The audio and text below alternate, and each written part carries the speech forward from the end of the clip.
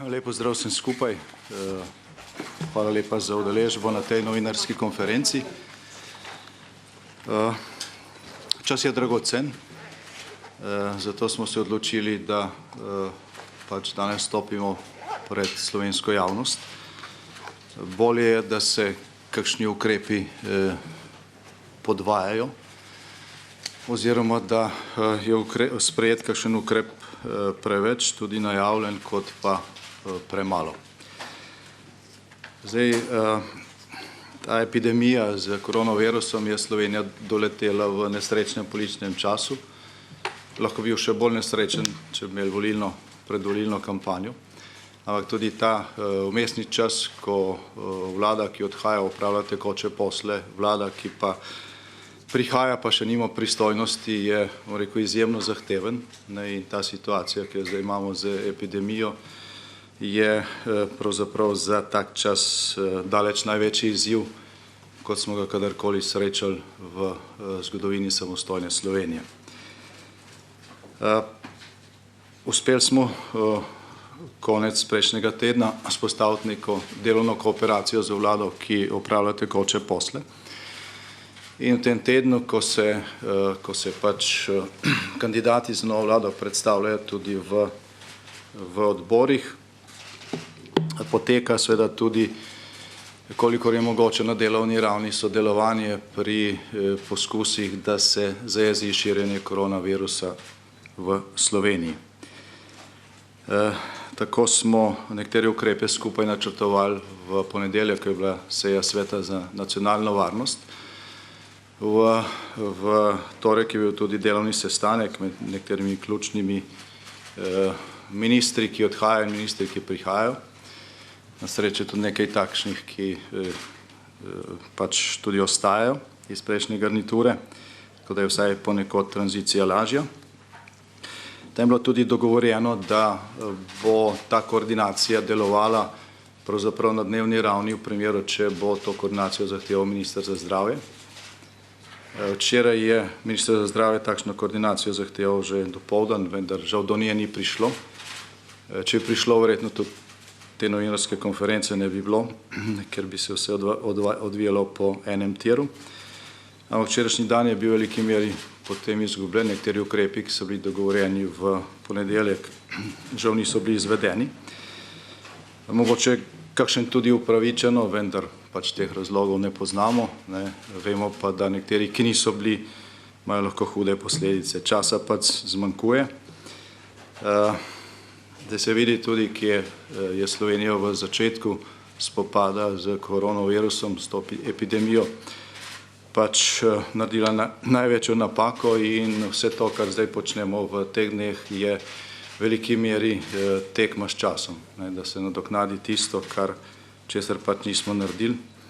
Treba tudi povedati, da tudi veliko drugih evropskih držav tukaj zamuja.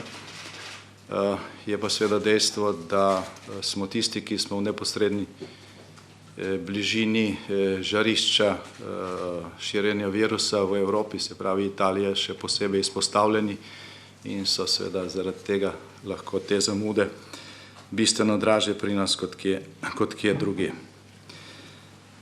Da bomo razumeli, kaj se dogaja, mogoče samo nekaj stavkov v zvezi s primerjavo, kako je na grozečo epidemijo reagirala naša soseda Italija in kako je recimo reagirala neposredna soseda Kitajske, Južna Koreja. Zdaj takoj v začetku tega leta, ko je postalo znano, da se je pojavil neznan, doslej neznan, vendar zelo nevaren virus oblika SARS-a, in ko so se na Kitajskem začeli prazniki in ko so ti ljudje, ki delajo, kitajski državljani, ki delajo po drugih državah, se začeli vračati te države po obisku med prazniki, je razlika v tem, kako so te države reagirale na te prihode, pravzaprav ustvarila to razliko, ki jo danes vidimo na svetovnem zemljevidu, ko se ponekod epidemija že umirja, ponekod je pa popolnoma pred vrati.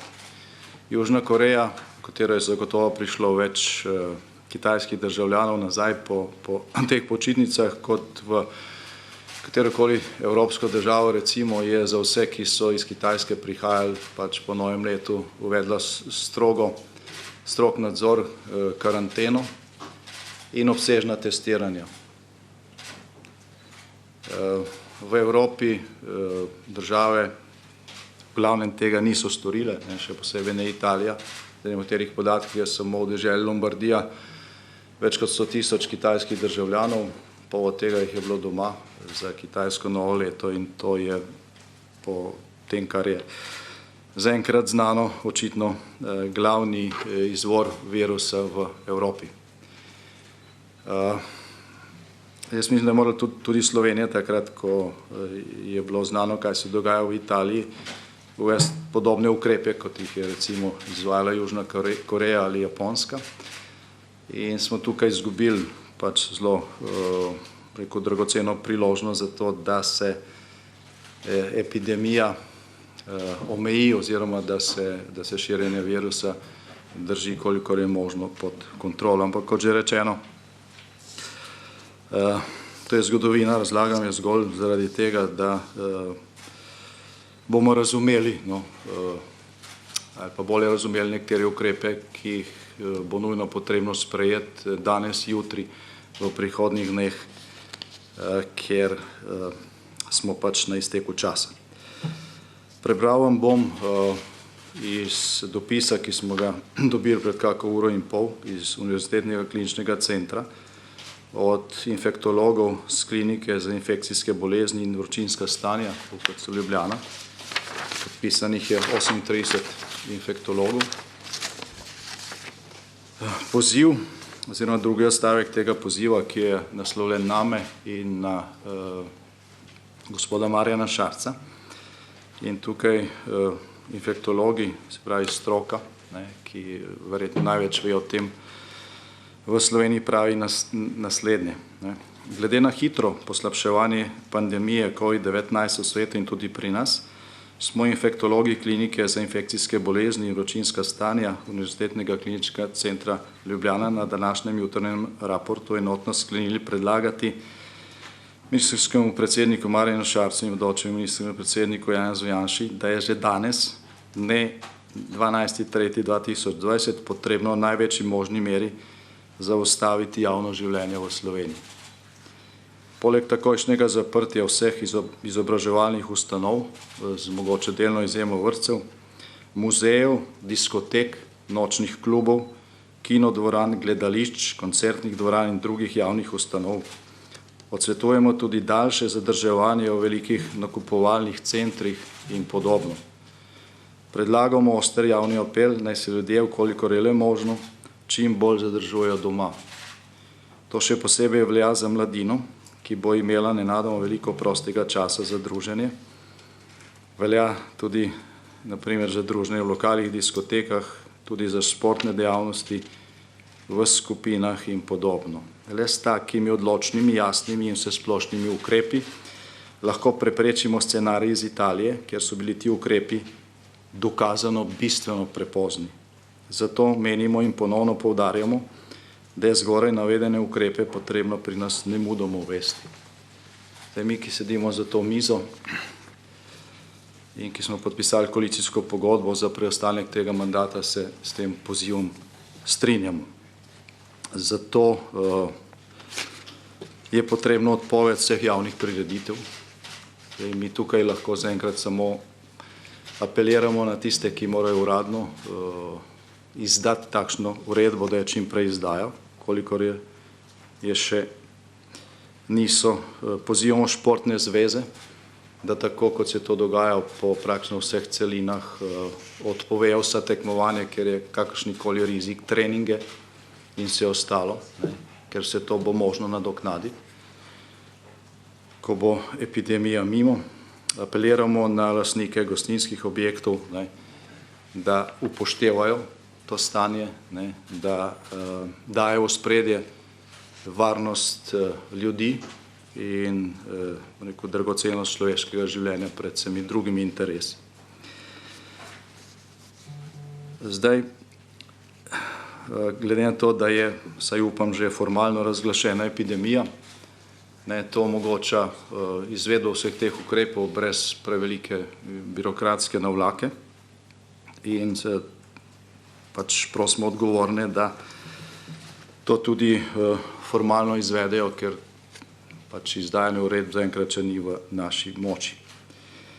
Se pravi, do nadaljnjega je potrebno zapreti vrtce, šole, fakultete, dijaške in študentske domove, ker je možno, naj se vsaj del pedagoškega procesa organizira nadaljavo. Šolske ustanove po možnosti že jutri, kljub temu, da je bilo govora ali pa da je bil formalni sklep za ponedeljek. Takrat, ko je vlada ali pa ko je minister to sprejemal, pač tega pisma in apela infektologov še ni bilo. Je to še vedno možno popraviti. Mi smo že zjutraj neformalno pozvali vse starše, ki si lahko jutri zagotovijo varstvo za svoje otroke, ki jih imajo v vrtcih in šolah, da ne glede na to, kakšna bo uradna prepoved oziroma odpoved pouka, skušajo svoje otroke obdržati doma. To, kar bom naprej prebral, to berem zaradi tega, ker ni drugega hitrejšega načina obveščanja tistih, ki morajo ukrepati. In jaz upam, da bo to prišlo do vseh pristojnih v slovenskih zdravstvenih ustanovah čim prej. To ni odredba ali ukaz, je zgolj navodilo, ki smo ga napisali na podlagi prošenj in predlogov tistih, ki so se doslej ukvarjali s to nevarnostjo v Sloveniji, neposredno, se pravi tistih, ki so v kontejnerjih pobirali vzorce, tistih, ki se ukvarjajo z bolnimi, ki jih že imamo, s tistimi, ki se celo življenje ukvarjajo z podobnimi nevarnostmi in pač vedo iz prve roke, kaj to je. In tukaj so predlogi, kako naj se slovenski zdravstveni sistem organizira od zdaj naprej za to, da bomo, kolikor je možno, največji možni meri zaustavili širjenje virusa.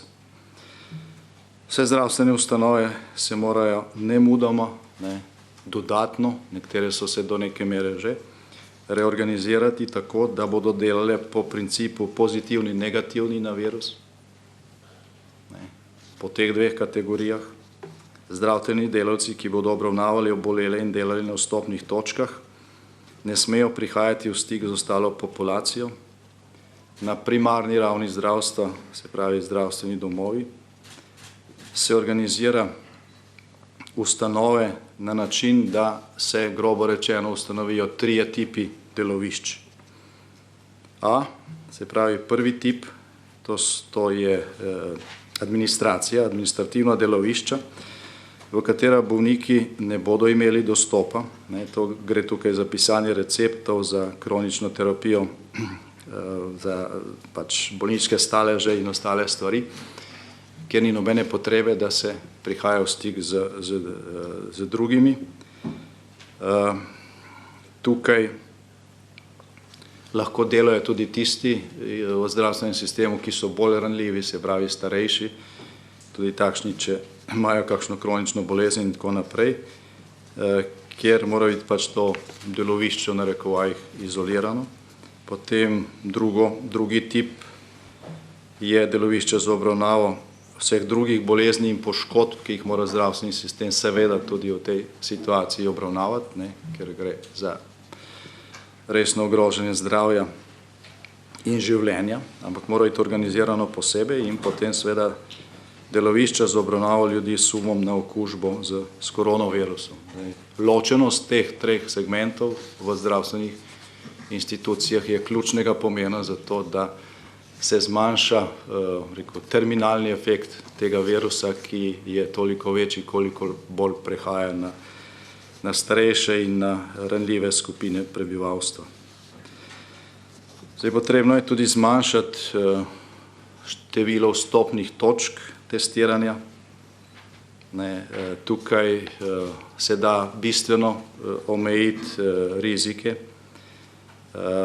Na vsaki vstopni točki je možno organizirati delo tako, da se pobirajo ti brisi po principu drive-in, Se pravi, niti ni treba, da izstopaš iz avta. In ti timi so lahko, teh timov je lahko več, v vsakem timu je pač potrebna diplomirana medicinska sestra in zdravnik. In zraven seveda mora biti, tako kot je že na nekaterih mestih, tudi vsa logistika, ki je potrebno uporabiti v primeru potrebe po takojšnji hospitalizaciji. Se pravi, vključno s transportom bolnika, da niso pol odvisni od taksijev pa od dolgega čakanja na rešilno vozilo. Zdaj, v primeru potrebe po hospitalizaciji mora biti seveda zagotovljeno tudi dovolj prostora za tisti vmesni čas, ko zdravnik oziroma medicinska sestra oceni, da je nekdo potreben nadaljnje obdelave, testiranja, da pač kaže sume obolelosti, ni pa še tukaj na voljo seveda rezultata testa in zdaj ta prostor mora biti seveda urejen, ga mora biti dovolj za stanje, kakršno pričakujemo, ker je to lahko, rekel, naslednja kritična točka. In seveda, po naših podatkih imamo samo en mobilni laboratorij za pobiranje brisov, za brisanje, za jemanje brisov nepokretnim osebam in osebam v zavodih potrebujemo čim več mobilnih enot. Zdaj, v zdravstvenem sistemu je potrebno še dodatno, nekatere so se že, odpovedati vse nenujne preiskave in posege in sprostiti čim več kapacitet za namestitev ogroženih bolnikov s COVID-19. Izjeme, ki vedno so, je treba določati pač po zdravi presoji predstojnikov. Določiti je potrebno rezervne zdravstvene ekipe, najmanj eno, po vseh bolnišnicah za vse oddelke z resno bolnimi pacienti, ker če gre primarna ekipa v karanteno, kdo se bo ukvarjal z njimi. Zdaj, ko gre za varstvo, v primeru oziroma ob dejstvu prekinitve pedagoškega procesa, tukaj pade velika vloga oziroma naloga na občine, tako da prosimo župane, da od zdaj naprej, nekateri so se itak že sami prej organizirali samoiniciativno, to po domače rečeno vzamejo v roke.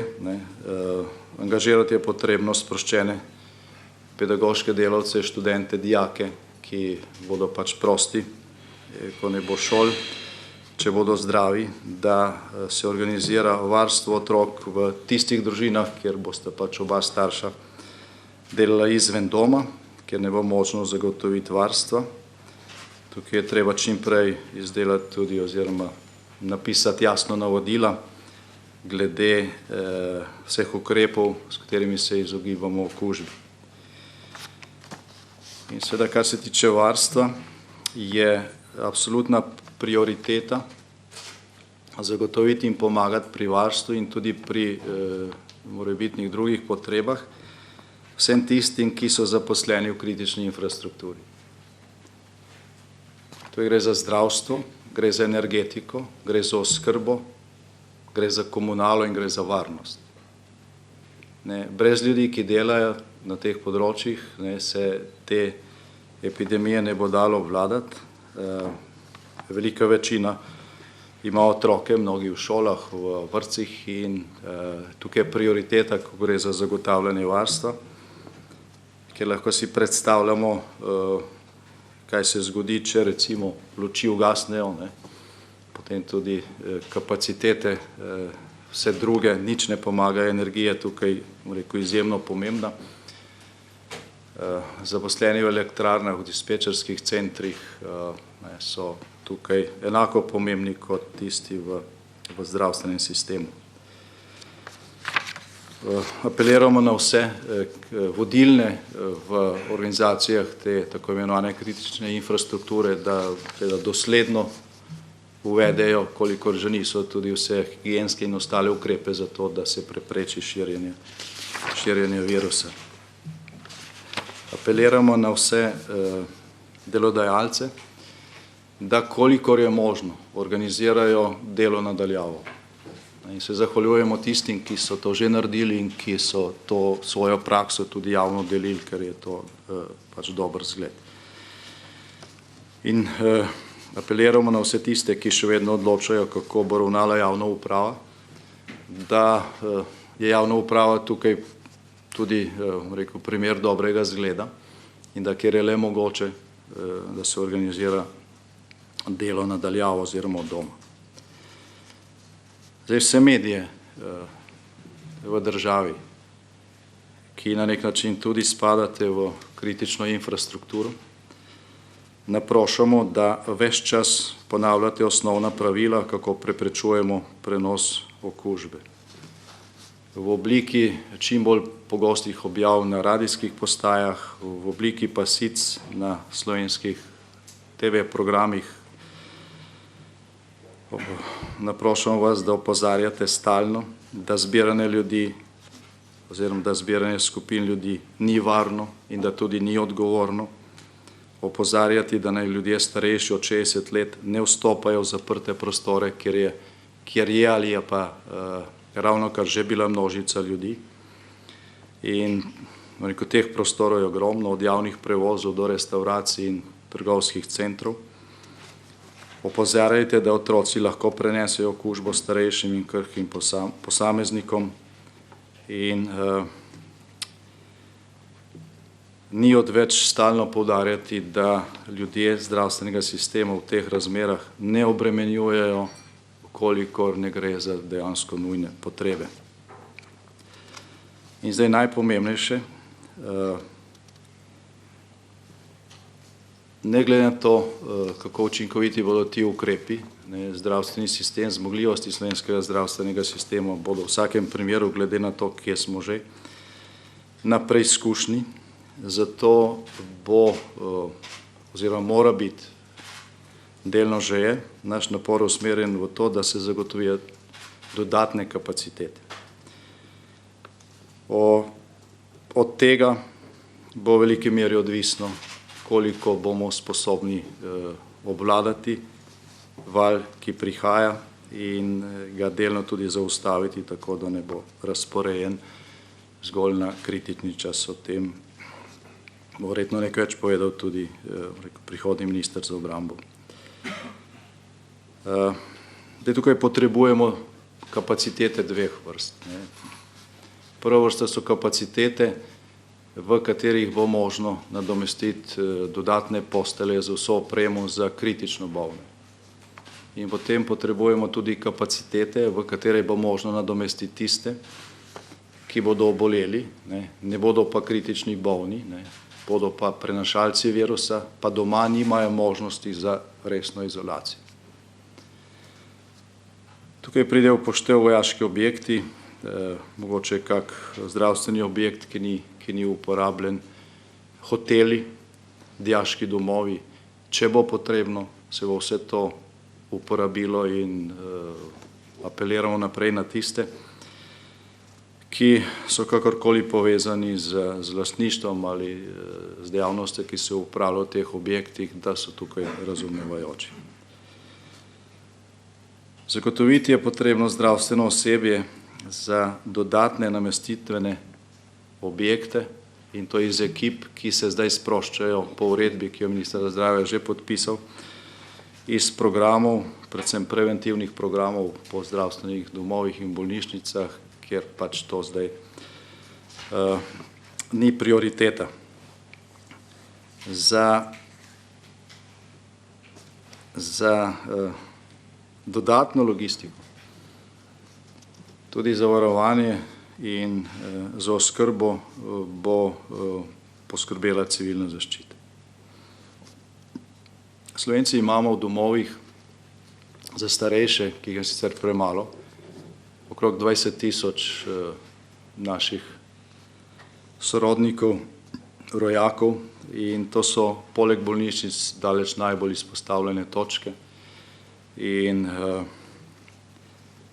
potem, ko je bil že sprejet ukrep za prepoved obiskov in tako naprej, je v naslednji fazi potrebno zagotoviti, da bo oskrba, logistika, tudi zdravstvena oskrba potekala po pravilih, ki veljajo za najbolj ogrožene točke. Tukaj prosimo župane slovenskih občin, da se posebej koncentrirajo na te točke, na to populacijo, ki bo prva potrebovala pomoč in tudi največ. Zdaj predlagamo, in če do takrat ne bo storjeno, bomo naredili to mi, da se omeji delo v upravnih in sodnih postopkih na najnujnejše. Roki, ki tečejo v teh postopkih, se ustrezno podaljšajo za čas prekinitve, da ne bo formalnih problemov. Tisti upravni in sodni delavci, ki morajo vseeno opravljati katere nujne postopke, se dodatno zaščitijo. Tukaj je vrsta ukrepov, ki je treba sprejeti tudi, kar se tiče uvoza, izvoza, transporta. Tako se zapre transport sveže zelenjave in sadja iz Italije, ki se je v zadnjem času iz razumljivih razlogov povečal. Omeji se uvoz in izvoz živih živali in še nekatere ukrepe je tukaj treba sprejeti. Verjetno bo ministrica za kmetijstvo tukaj še kaj dodala. Zdaj, kar se tiče ukrepov za ublažitev gospodarske škode, se bodo ti nadgrajevali, nekateri so bili že sprejeti oziroma nakazani. Zdaj, ko nova vlada je imenovana, bo na prvi seji ustanovila krizni štab, in sicer v širši in ožji sestavi. Širša sestava bo vključevala tudi celotno vlado plus predstavnike nekaterih operativnih služb. Celotna vlada bo vključena v širšo sestavo kriznega štaba zato, da bo lahko že v sestavi dela štaba sproti sprejemala odločitve, da ne bo potrebno še enkrat posebnih sej za sprejemanje formalnih odločitev. In glede na stanje, kakršno je, pravzaprav ni nobenega resorja, ki ne bi imel določene vloge pri omejevanju te epidemije. In potem bo štab deloval tudi v operativni sestavi, ki bo vključevala določena ministrstva, poleg Ministrstva za zdravje, ki ima tukaj eno od ključnih vlog, še ostala ministrstva in nekatere operativne službe. Zdaj, sklicevali bomo redne seje Sveta za nacionalno varnost, kamor razširjene, kamor bomo vabili predsednika republike, predsednika državnega zbora, pa tudi predsednike vseh opozicijskih strank, zaradi usklajevanja ukrepov, ki bodo potencialno zahtevali tudi odločanje na sejah državnega zbora. Zdaj, ob koncu bi apeliral na vse, da dosledno spoštujemo te ukrepe. Od tega, kako visoka bo stopnja te doslednosti, bo v veliki meri odvisno, kolikšna bo cena, ki jo bomo plačali za spopad s to epidemijo. Apeliram na vse, da se obnašamo odgovorno do sebe in do drugih. Če sem čisto konkreten, vsak od nas lahko po statistiki, okuži 3 ali 10 ljudi. Ni rečeno, da bo kdo od teh, ki jih okužimo, sploh resno zbolel, ampak vsak od teh, ki bo od nas okužen, bo potem okužil še naprej vsak 3 ali pa 10 ljudi. In že po statistiki bo eden od tistih ne samo resno zbolel, ampak bo tudi življenjsko ogrožen. Tako da ta nonšalantni odnos do tega, češ saj to je malo hujša gripa, se mora pač končati. Tukaj ni več šale in samo v primeru, da bomo to dejansko vsi resno vzeli, ker vseh stikov z ukazom ni možno omejiti, bomo uspešni. Apeliramo na vse, da smo zmerni pri kopičenju zalog. Določene zaloge živil si je pametno narediti in veliko slovenskih gospodinjstv je to že naredilo, zato da ni treba dnevno hoditi v trgovine in trgovske centre. Pretirano kopičenje zalog pa pomeni, da bo za nekoga drugega to zmanjkalo, ne, in bo tisti moral potem te zaloge iskati. Slovenija ima po uradnih podatkih zadostne blagovne rezerve, zato da premosti čas, za katerega računamo, da bi lahko bila oskrba motena. Minister za gospodarstvo lahko o tem pove nekaj več. Te blagovne rezerve se bodo tudi dopolnjevale. Zavod za blagovne rezerve bo kupoval nekatere viške, recimo mleka in tako naprej, in jih dajal v blagovne rezerve, tako da bo dejansko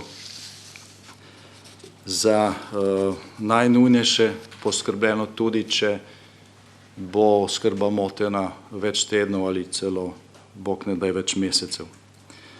Apeliramo tudi na pregovorno, prisotno medsosedsko pomoč Slovencev. Nobena civilna zaščita, noben državni organ ne more narediti več kot naša solidarnost, pa tudi naše sočutje do tistih, ki potrebujejo pomoč, in še posebej do tistih, ki zbolijo. To niso ljudje, ki bi bilo potrebno izločiti, to so ljudje, ki jim je pač potrebno pomagati, in vse to, kar delamo, delamo tudi v tej smeri. Smo pozni pri mnogih ukrepih, vendar če bomo zdaj toliko bolj dosledni, lahko še vedno preprečimo situacijo, kakršno spremljamo v sosednji državi. In mislim, da ni med nami nikogar, ki bi si želel, da to situacijo Slovenci kakorkoli ponavljamo. Toliko z moje strani, zdaj bodo še kolegice in kolegi dodali, potem smo na voljo tudi za vprašanja. Opozarjamo pa na to, da je veliko dela, tudi z formiranjem vlade, in da je tudi čas za to novinarsko konferenco omejen. Hvala lepa. Sandra, mogoče.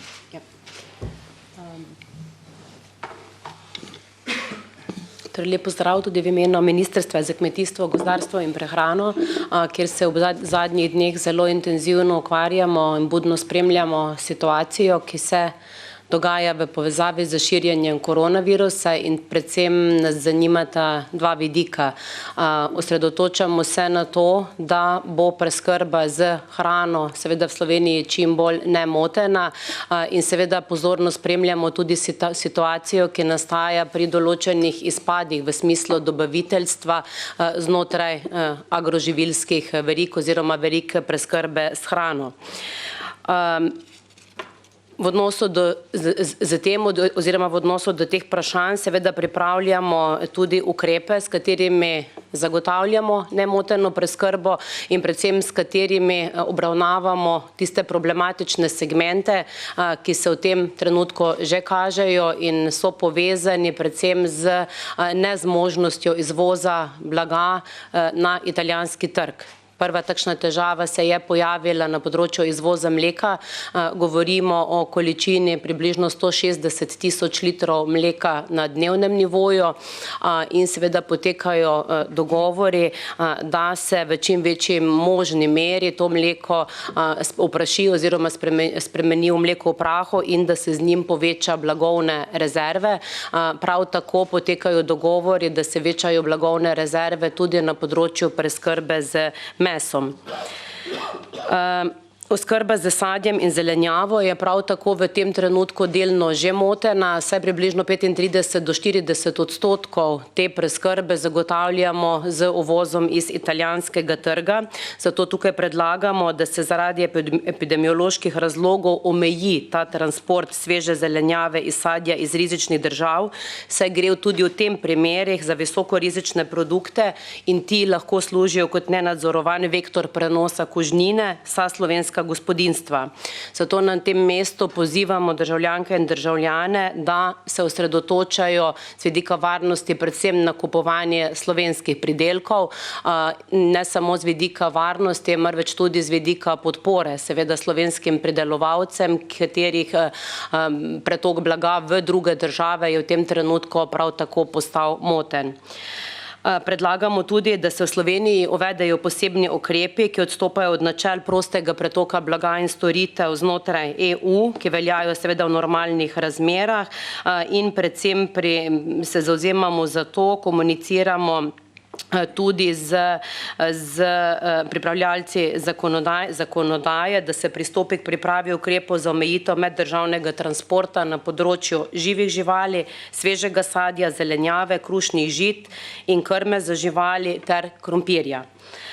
Nujna je tudi priprava ukrepov za takošnjo zagotovitev potrebnih večjih skladiščnih kapacitet za presežne količine hrane.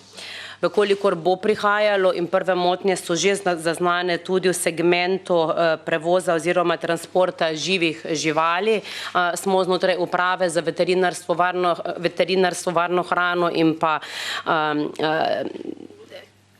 veterinarstvo, hrano in pa varstvo rastlin pripravljeni, da tudi v tem delu, se pravi, sprejemamo potrebne ukrepe. V primeru, da gre za prevoz živih živali iz drugih držav, seveda, da se te živali da te obtičijo v Sloveniji, se jih vrača nazaj na izhodiščno točko.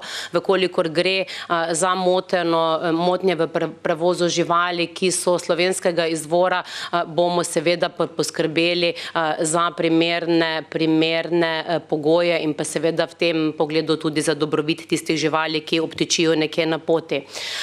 Jaz bi želela še enkrat pozvati k temu, da se, kot smo povedali, poslužujemo v tem trenutku in se osredotočamo tudi na spremembo prehranskih navad, da seveda posegamo po tistih živilih, za katere v tem trenutku še lahko zagotavljamo dovoljšne količine in pa tudi seveda z tega vidika varnost. Hkrati pa seveda tudi pozivamo vse deležnike znotraj verig preskrbe s hrano, da v primeru izpada dobaviteljev, ki so iz tujih držav, seveda se dogovarjajo in iščejo dobavitelji znotraj Slovenije.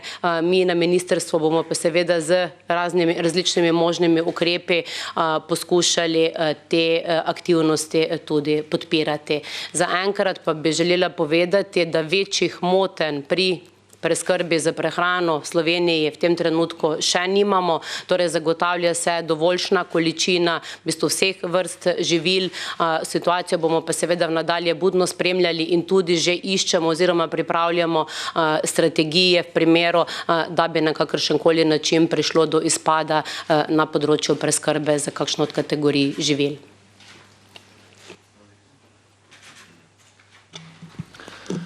Dober dan.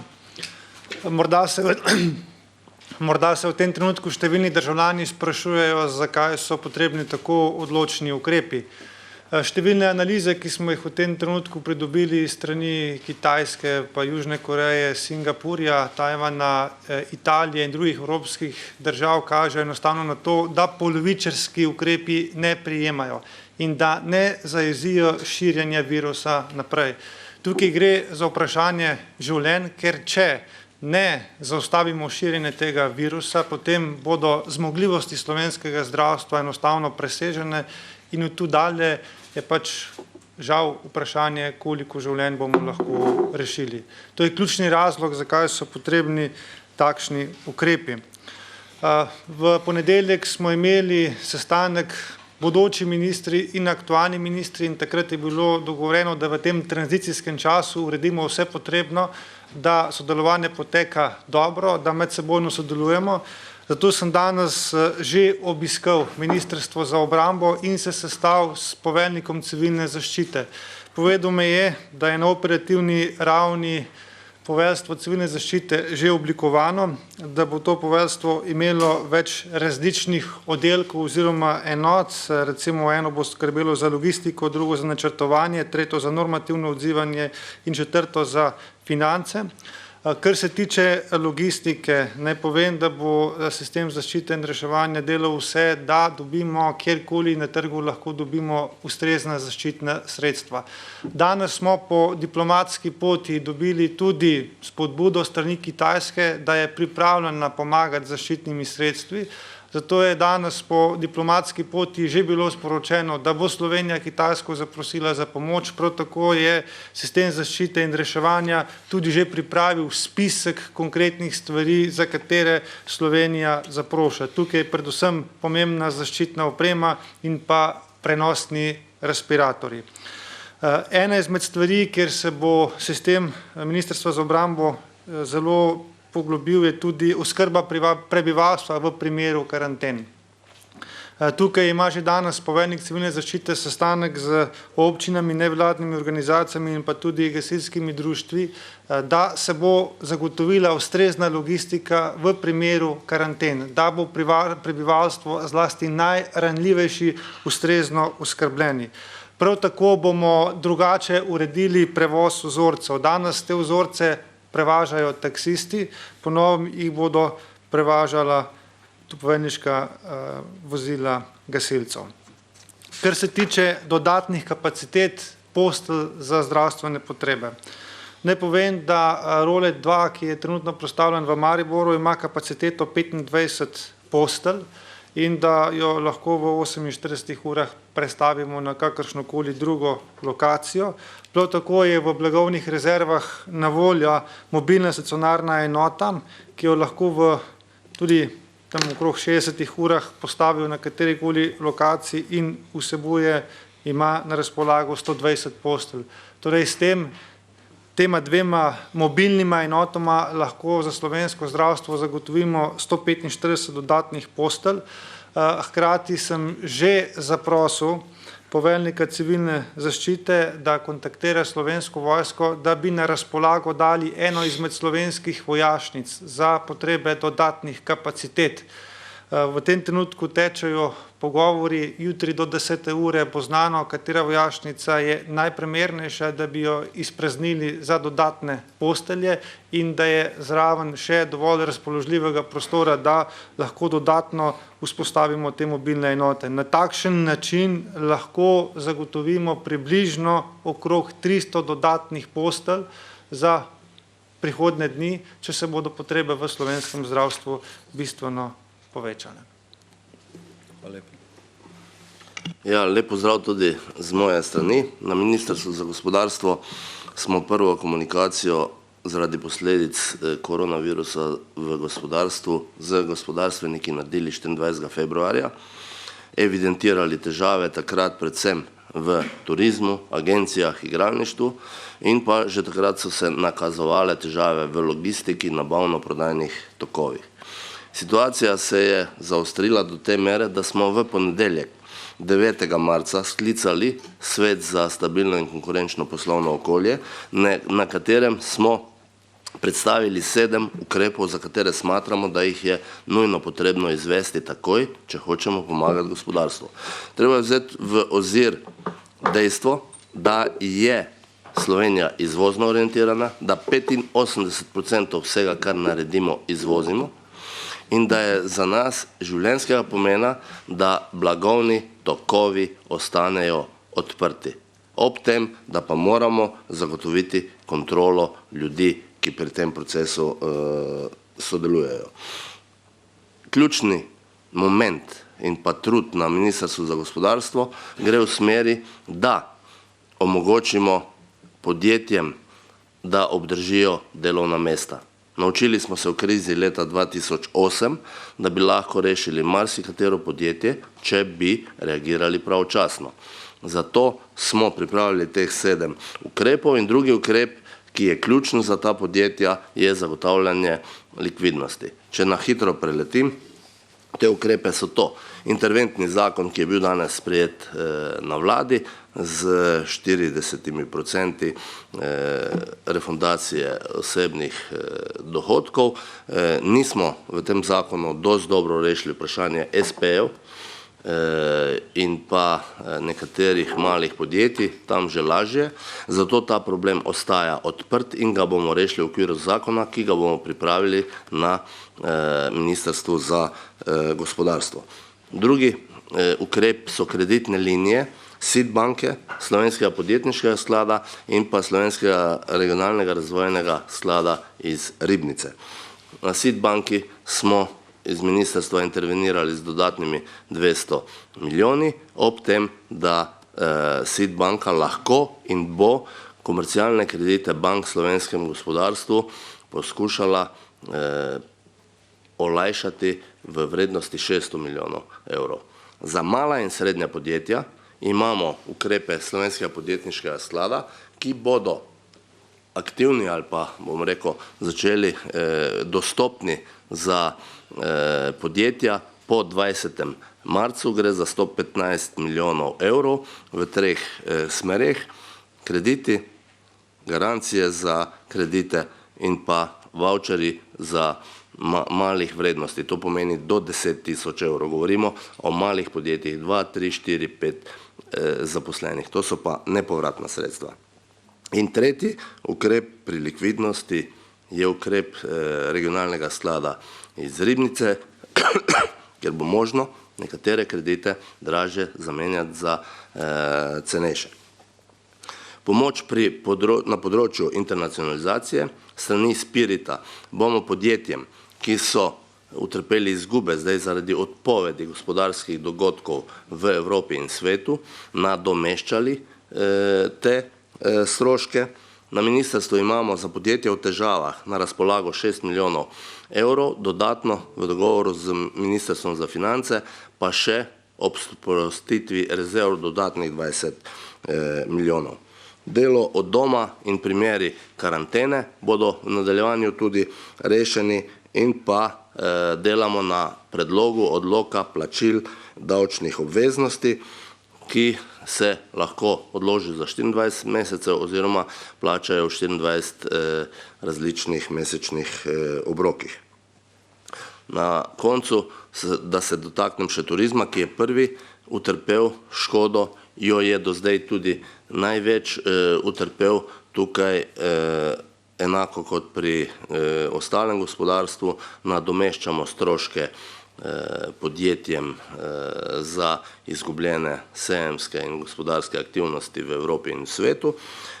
Tukaj pripravljamo prestrukturiranje nadaljnih promocijskih aktivnosti za čas, ko bo potrebno spet postaviti celo branžo na noge. Gospodarstvo kot tako, turistično namreč, pa ima enako kot ostali del možnost dostopa do po interventnem zakonu in pa do likvidnostnih pomoči. V tem trenutku še enkrat ponavljam, je za nas življenjskega pomena, da zagotovimo logistiko pri nabavi in prodaji, kajti Slovenija je od tega odvisna in verjamem, da bomo zmogli z ukrepi, ki jih pripravljamo, to narediti na način, da bodo zagotovljeni zaščitni ukrepi na eni strani, na drugi strani pa, da se bo blago kljub vsemu pač premikalo. To na koncu koncev vidimo, da so naši severni sosedje znali narediti in verjamem, da bomo v stalni komunikaciji s sosedi tudi mi prišli do tega, da bo na tem področju pač malo lažje. Hvala. Hvala lepa. Hvala še enkrat na tem mestu tudi vsem, ki se v zdravstvenem sistemu in tistih podsistemih, ki sodelujejo z njim v zadnjih tednih trudijo, da bile posledice te zdaj že epidemije čim manjše. Nikoli ne bomo imeli dovolj besed za to, da se jim zahvalimo. In te zahvale izgovarjamo v času, ko od njih verjetno pričakujemo še bistveno več zaradi tega, kar se obeta v prihodnjih dneh. Zdaj, če so kakšno vprašanja, prosim. Samo če gumb pritisnete. Se slišimo. Gašper Lubej, Al Jazeera. Zanima me, problem imamo na mejah, se pravi slovensko-hrvaška meja tovornjaki, verjetno se bo podoben problem pojavil na slovensko-italijanski meji. Kako bo nova vlada ukrepala glede tega? Ste že v kakšni komunikaciji mogoče z kolegi iz Hrvaške? Hvala lepa. Ja, ta problem seveda ni od danes, najmanj od včeraj. Zjutraj sva govorila z aktualnim ministrom za zdravje. Sem ga prosil, če kontaktira hrvaškega kolega in se pozanima, mislim, kaj je ozadje tega ukrepa, koliko časa bo trajal. Očitno informacije z hrvaške strani še ni dobil, ker pač me ni obvestil ali pa je v gneči. Pred kako uro pol sem govoril s hrvaškim predsednikom vlade. Zdaj on mi je rekel, da so ta ukrep uvedli zato, ker je Srbija zaprla meje za ves tovorni promet, ki prihaja iz Italije ali čez Italijo, in da če sprostijo to zaporo na hrvaško-slovenski meji, potem bodo imeli na Hrvaškem enako situacijo, kot je imamo mi, oziroma imajo podobno situacijo na meji z Srbijo. Sem ga prosil, da mi pač obvesti, koliko časa bo ta ukrep trajal, ker je jasno, da v primeru, če je to trajen ukrep, da bo morala Slovenija ravnati enako. Glede na to, da tudi dve sosednji državi, se pravi Avstrija in Madžarska, zapirata meje, ni še popolnoma jasno, kakšen je režim tukaj, ko gre za pretok blaga in tovorni promet. Bo morala seveda tudi Slovenija na meji z Italijo ustvariti triažo in prepuščati pač blagovni promet, ki gre za Slovenijo. Tukaj se strinjam z ministrom za gospodarstvo. Vsaj del oskrbe ne sme biti moten, niti proizvodnje. Ko gre pa za tranzit v druge države, ki tega tranzita ne dovoljujejo, pa Slovenija nima nobene druge izbire, kot da uvede enak ukrep.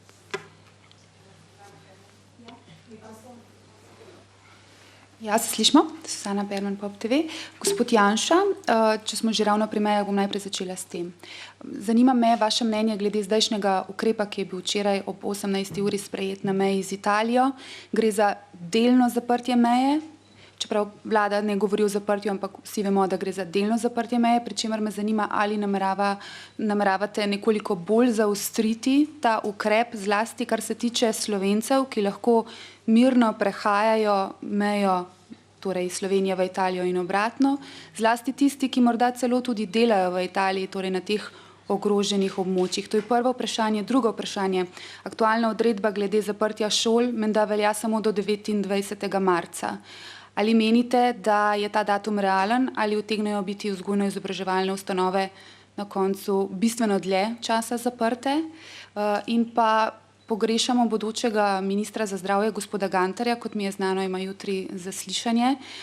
Smo pa slišali, da ga na zadnjem koordinacijskem sestanku ni bilo.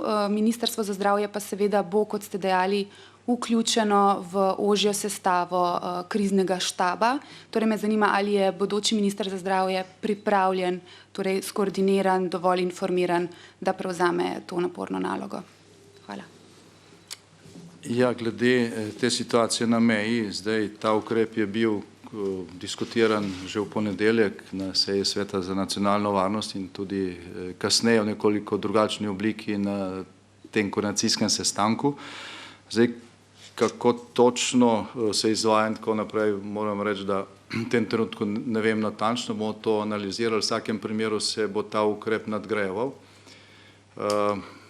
Mislim, da je bilo v interesu tako Slovenije kot Italije, da se tukaj spostavi skupna kontrola, ker gre za pač obojestranski interes in ker gre tudi za končno zavarčevanje kapacitet, ki jih Slovenija nima dovolj niti za to, kar imamo na južni meji oziroma kar se tam obeta. Kar se tiče odpovedi pouka, so govorila z aktualnim ministrom za zdravje, ki je pripravljal to uredbo, mi je obvestil, da kakšen rok bo dal. Zdaj, v tem trenutku je to nepomembno, nepomembno je, da je ukrep sprejet, vedno se ga da podaljšati. Naslednji teden bomo videli, kdaj lahko bi tudi napisali do nadaljnega, mislim, v praksi je to popolnoma enako in to ni pomembno. Glede na to, kakšne ukrepe sprejemajo druge evropske države, mislim, da jih je že okrog 20, zaprlo šole, se bojim, da bo ta ukrep trajal dalj časa in apeliram na vse tiste, ki lahko naredijo kaj, da bi se vsaj del pedagoškega procesa odvijal nadaljavo, da to vzamejo resno in da ne mislijo, da bo to samo zdaj nekaj dni. Zdaj, kar se tiče sodelovanja med ministri, ki pač prihajajo in tistimi, ki odhajajo, moram reči, da so ti stiki in da je to sodelovanje najbolj intenzivno ravno na področju zdravja. In ker gre za tak obseg, komuniciramo mnogi z aktualnim ministrom za zdravje, ki očitno v tem ožjem jedru te neke operativne skupine, ki je tam sestavljena, tisti, ki pač vleče poteze in ki ima tudi dejansko po zakonu o preprečevanju širjenja nalezljivih bolezni v tej situaciji, še posebej zdaj, ko je razglašena epidemija, ključno vlogo. No, in tudi gospod Gantar, ki prihaja na to mesto, je v stiku tako z ministrom, ki še opravlja tekoče posle, kot tudi številnimi drugimi, ki skušajo blažiti to situacijo. Metka Marteve, Slovenija. Mene pa zanima, kako ocenjujete teh nekaj ukrepov, razen seveda pač prepovedi šol, prepovedi pač obiska šol, te, ki so bili danes sprejeti, kar se tiče recimo plačevanja delavcev, torej tistih, ki jih ne bodo delodajalci, ki jim ne bodo mogli zagotoviti dela, zdaj bo očitno plačano to 80%. Kar se tiče staršev, ki bodo morali ostati doma, ti bodo očitno še vedno plačani polovično. Kako ocenjujete te ukrepe in ali jih boste spreminjali? Ali boste jutri, torej ko boste prevzeli mandat, torej izdali to prepoved obiskovanja oziroma javnih prireditev, a bo to kot nek sklep nastal? Pa morda, kar se tiče zdaj, kako ocenjujete pravzaprav celotno tole, nekaj ste že povedali, politično situacijo, zdaj res je situacija se precej spremenila od tega, pravzaprav, ko ste vi podpisali koalicijsko pogodbo. Že zdaj je verjetno jasno, da številnih nekih nalog, ki ste si jih tam zadali, ne boste mogli izvesti. Ali morda razmišljate o tem, da ko se bo ta kriza vendarle nekoliko umirila, da bi morda, ne vem, pogodbo spremenili ali pa nekako nov dokument sprejeli?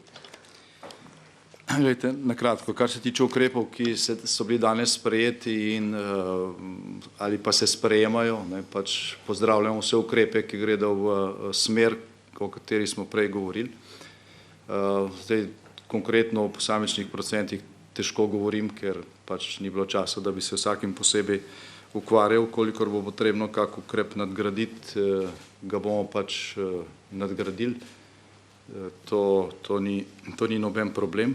Zdaj, kar se tiče koalicijske pogodbe, vsi vemo, da se situacija spreminja in to tako, da v tem trenutku ni nikogar, ki bi si upal napovedati, kakšna bo gospodarska cena te situacije, ki jo imamo, in zaradi tega tudi ne bomo špekulirali. Zaradi tega tudi ne bomo spreminjali koalicijske pogodbe. Koalicijska pogodba je takšna, kot je. Cilji, ki jih je potrebno doseči in ki so v koalicijski pogodbi zapisani, niso cilji na 4 tukaj, to so potrebe slovenske družbe in različnih segmentov te družbe. Mogoče katerega od teh ciljev ne bo možno doseči v rokih, ki so postavljeni, se bo to nekoliko raztegnilo.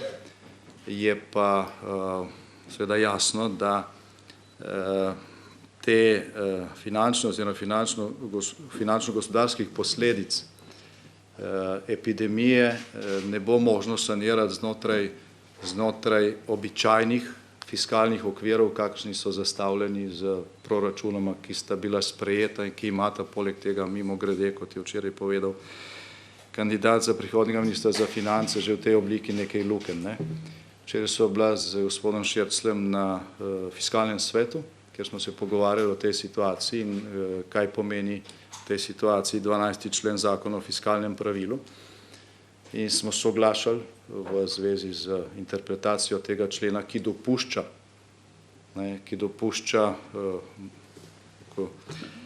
cilje, ki jih zlato fiskalno pravilo prinaša v zvezi z uravnoteženim proračunom, jemati fleksibilno v primeru izrednih situacij, in ta situacija je takšna.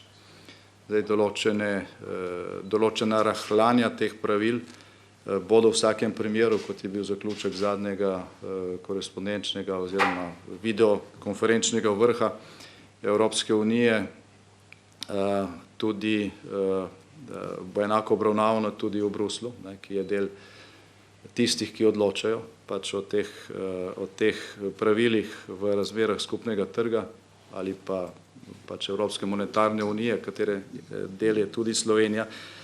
Tako da za ta del bomo to fleksibilno zagotavljali tako znotraj te izjeme, ki jo dopušča 12. člen zakona o fiskalnem pravilu, kot znotraj teh novih pač okvirov, ki jih napoveduje Evropska komisija. Tako da v zvezi s tem so odgovori znani. Se pravi, ta fleksibilnost bo toliko večja, kolikor bodo večje finančne posledice. Tisto, kar je pa seveda nemogoče napovedati, je kolateralna škoda oziroma vpliv vseh teh neposrednih posledic na dolgoročno gospodarsko rast v svetu, v Evropi in v Sloveniji. Tukaj pa ni čarovnika, ki bi to lahko vnaprej predvidel in ne špekuliramo, tudi ne bomo na vrat na nos prilagajali nekaterih ciljev iz koalicijske pogodbe, ker bi se potem morali s tem ukvarjati. Zdaj zato enostavno ni čas, jasno je, kaj bo prioriteta te vlade v prihodnjih dneh in se bojim tednih in mesecih. Peter Avsnik, Slovenska tiskovna agencija.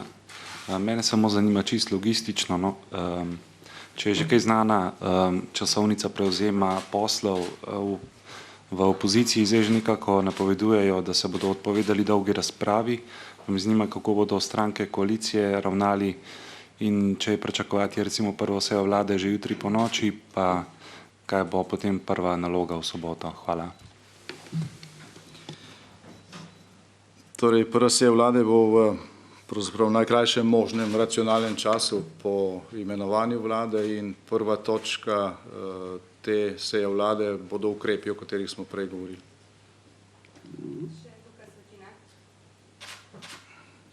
Ja, hvala, Svetina, Nova 24 TV. V bistvu sem eno vprašanje za predsednika vlade, ali ste se že kaj kakorkoli pogovarjali, če bi pedagoški proces v osnovnih šolah pa srednjih šolah odpadal za dlje časa, torej če bi bil prekinjen za več kot mesec dni, ali ste razmišljali o tem, kako ga boste nadomestili, bi lahko bil izveden v poletnih mesecih. Pa še drugo vprašanje, kar se tiče teh trgovinskih centrov, City Park, Europark, ali se razmišlja o tem, da bi tudi te trgovinske centre zaprli, glede na to, da se tam zbira pač večje število ljudi. Pa morda samo še vprašanje za gospoda Tonina. Dejali ste, da bo torej verjetno Slovenska vojska priskočila na pomoč, da bo posodila vojašnico. Pa me zanima, ali bo glede na zaprtje meje z Italijo, zdaj samo še 6 vstopnih točk, ceste bodo blokirane, torej preostali mejni prehodi, bo vojska pomagala pri nadziranju meje? Kar se tiče trgovskih centrov, bom prebral še enkrat to, kar pač svetujejo infektologi zaenkrat, odsvetujejo daljše zadrževanje v velikih nakupovalnih centrih in podobno. Se pravi, v tem trenutku ne razmišljamo o tem, da te centre zapremo, ker bi s tem verjetno naredili velik problem, ker pač prebivalstvo ni pripravljeno. Mislim, da v zadnjih dneh prvič resno govorimo o tem, kaj lahko sledi in ni mogoče tako kratkem času aktivirati teh alternativnih poti oskrbe, ki se zdaj pripravljajo. Zdaj, kar se tiče šolskega sistema, jaz mislim, da se bistveno večji del šolskega programa lahko izvede nadaljavo od doma, kot se zdaj zdi. Ko se to poskusilo, se bo videlo, da se da nekaj tega nadomestiti na ta način. Poleg tega pa so v šolah dvomesečne počitnice, na univerzah celo praktično tromesečne in je tukaj manevrski prostor, da se bodisi čas počitnic drugače organizira, bodisi da se del tega, kar bo zdaj izpadlo, nadomesti takrat. Ampak zdaj o tem špekulirati nima smisla, ker nimamo niti približno zadostnih elementov za oceno, koliko časa bo ta ukrep moral trajati.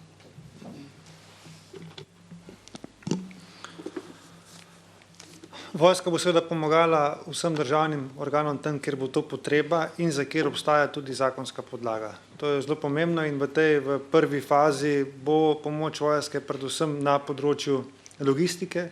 Dejal sem že, da bo vojska poskušala zagotoviti dodatne kapacitete za slovensko zdravstvo, z vsemi temi mobilnimi kapacitetami in z eno dodatno vojašnico bomo poskušali podvojiti trenutne kapacitete, ki jih ima slovensko zdravstvo na razpolago za oskrbo tovrstnih bolnikov, ki se okužijo za koronavirus. To bo prvotni in najnujnejši prispevek. Seveda se bo pa v okviru obrambnega sistema angažirala tudi civilna zaščita, sistem zaščite in reševanja in še ena stvar, ki sem jo prej pozabil omeniti, je, da številni slovenski državljani, zlasti tisti, ki živijo v blokih in imajo zelo majhno kvadraturo, morda sobico ali dve, si v primeru okužbe težko privoščijo neko karanteno ali pa neko daljšo osamitev. Zaradi tega civilna zaščita že razmišlja o kapacitetah, kjer bi ljudem zagotovili možnost tovrstne osamitve v primeru okužbe. Danes so šli razmisleki predvsem v smeri, da bi kapacitete na Debelem rtiču zagotovili. Gre za kapacitete Rdečega križa in da bi tovrstne nastanitvene kapacitete predvsem ponudili ljudem, ki se morajo zaradi zdravstvenih razlogov osamiti, nimajo pa doma ali pri sorodnikih tovrstne možnosti.